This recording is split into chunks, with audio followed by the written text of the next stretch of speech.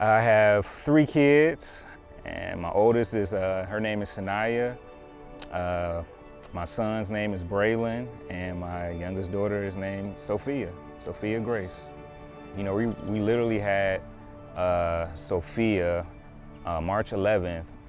2 days later, you know, we were being discharged in the hospital, and that's when everything really was changing. You know, in the hospital, they weren't letting people come in. They weren't letting visitors come in. You know, people who were, you know, women who were pregnant, they can't have their husbands in there. And I'm just like, I could not imagine, you know, not being, you know, in the delivery room, you know, seeing the birth of my child. I was, you know, raised by a single mother and not having a father in the household. So that was one of my, you know, desires, and definitely, you know, wanted to have a family.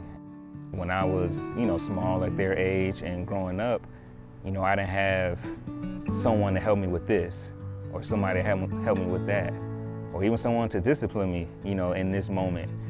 You know, fatherhood is it's just a lot of moments. You know, all the moments that, you know, it may be looked at as good or bad, but it's moments to grow myself, grow my kids.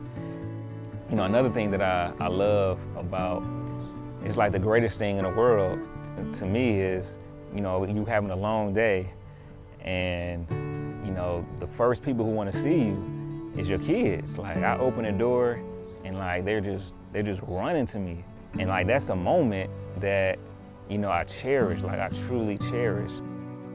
One of the scariest moments that I did have, I remember I was leaving the church with my kids in the car, and I had a choice to go down this street that was, it was a quick way to get down to the street, get to the other side, but it was closed due to construction. So my dumb butt, I went down that street because it was quicker to get to my house.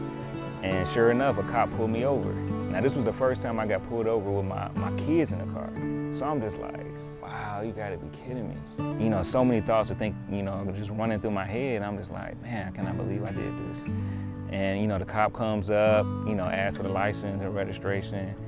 And kids being kids, they're just, whoa, it's a police officer. They're excited.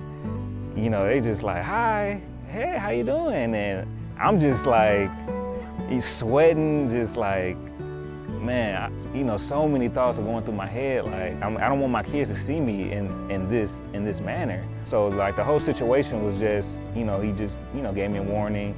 That was just like a, you know, a lesson for me, like man, you gotta make the right decisions, you know, because somebody is watching. And at that moment, my kids were watching, you know, so like just going back to, you know, how I was raised, like my father's been in prison my whole life. And so now this is gonna be tough for me.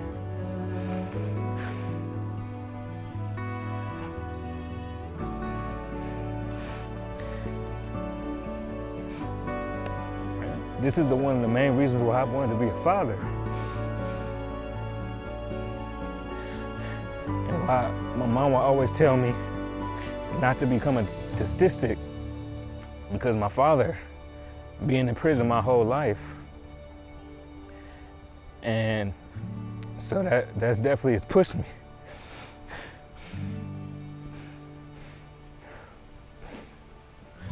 And that's why I love my kids so much.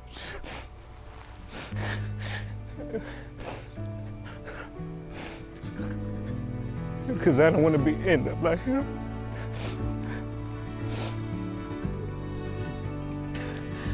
But it showed me that I still have unforgiveness in my heart, because I haven't been able to forgive him.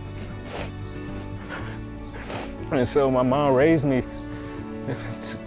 to not end up like that, because he's been in prison his whole life, and that was his consequence.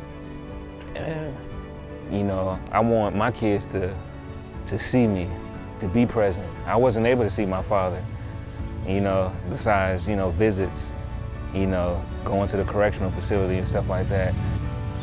Like I could hear in his letters, you know, what he missed out on. And I know for me, I never wanted to miss out on my kids. And, you know, I want to be there in every step, you know. Like, I feel like my time is so valuable now that I'm trying to be present all the time.